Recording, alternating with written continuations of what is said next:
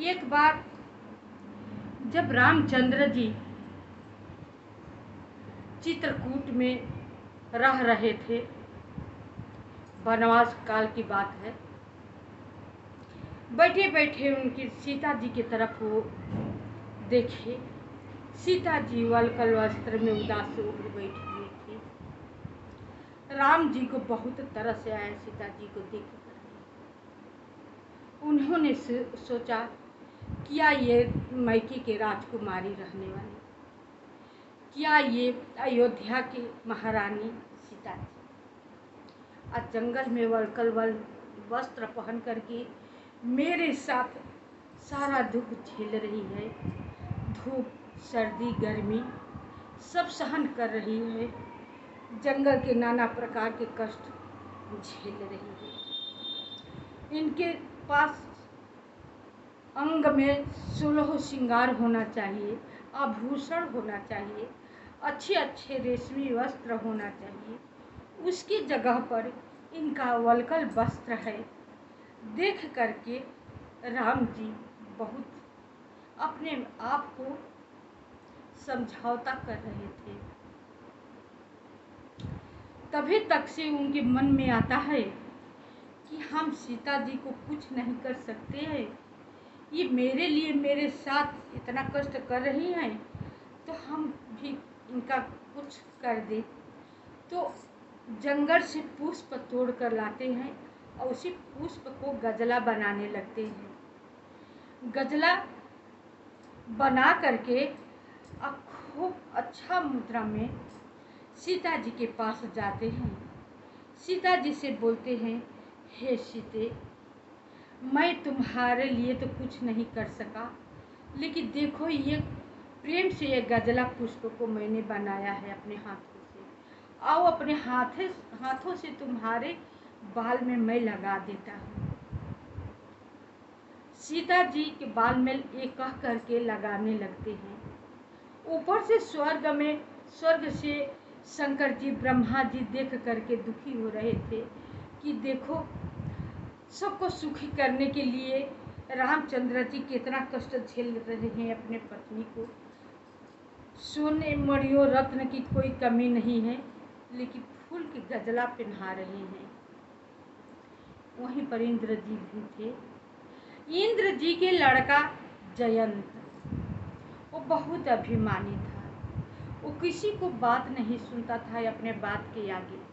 वो बोला, कैसे भगवान, कैसा विष्णु, कैसा तीनों लोक का मालिक। जब जो तीनों लोक का मालिक होगा, जो भगवान होगा, वो क्या मनुष्य की तरह दर दर की ठोकरें खाएगा, जंगल में घूमेगा, अपनी स्त्री के बाल में फूलों को गजला बनाकर पहनाएगा। सब लोग समझाए कि नर लीला कर रहे हैं, वास्तव में विष्णु भगवान हैं। मैं नहीं मानता, मैं जा रहा हूँ ये इसी बात पर उनका परीक्षा लेने के लिए। जयंत चल देता है चित्रकूट में परीक्षा लेने के लिए। सोचता है कि कैसे परीक्षा ले। कौवे का रूप धारण कर लेता है। सीता जी एक शिला पर पैर लटका करके नीचे करके बैठी थी। उनका पैर में चोंच मार देता है। पैरों से खून की धारा बहने लगता है। कुछ दूर जा करके कांव कांव करने लगता है देखने के लिए। तब तक से राम जी की दृष्टि पैर पर पड़ जाता है। बोलते हैं राम जी, अरे सीते, तुम्हारे पैर से खून की धारा कैसी? कोई बात नहीं। अतः नहीं बताओ, खून की धारा कहाँ से? कहीं वही कागरुद जी ने चोट मार दी। भगवान जी समझ गए कि कागरुद नहीं है, मेरा परीक्षा लेने के लिए ये जयंत है। बस वहीं पर एक तिनका उठाया और तिनके के अग्नि बाण बनाकर प्रभु श्री राम जी ने पीछे छोड़ दिया। लगा जलने, लगा भागने। भागते भागते आकाश, पाताल, स्वर्ग तीनों लोक में गया, लेकिन कोई उसे शरण नहीं दिया, किसी ने शरण नहीं दिया। भागता रहा, अंत में कैलाश पर जाता है। शंकर जी के पास। शंकर जी बोले, तुम प्रभु श्री राम के शत्रु हो, तुम्हें कोई शरण नहीं देगा, तुम उन्हीं के पास जाओ, वही तुम्हें शरण देंगे। ये भी भगवान नरलीला ही कर रहे थे, चाहते तो उन्हें इतना भागने की क्या जरूरत थी, वो जल जाता, लेकिन पीछे जलने की उसे आभास करा रहे थे, भगा रहे थे कि तुम्हें कोई रखने वाला है नहीं। अंत में आता है भगवान जी के, आते हैं भगवान जी की शरण में, त्राहिमाम करके पैरों पर गिर पड़ते हैं। भगवान जी उन्हें उठा लेते हैं। तभी क्या ये बात है, प्रभु श्री राम जी बोले कि जो कोई धावे शरण में आवे, उनके संकट नाश करे, लेकिन उन्हें इसी तरह नहीं छोड़ देना चाहिए, कुछ न कुछ पहचान दे देना चाहिए। तो एक आंख कौवे का उन्होंने निकाल ली।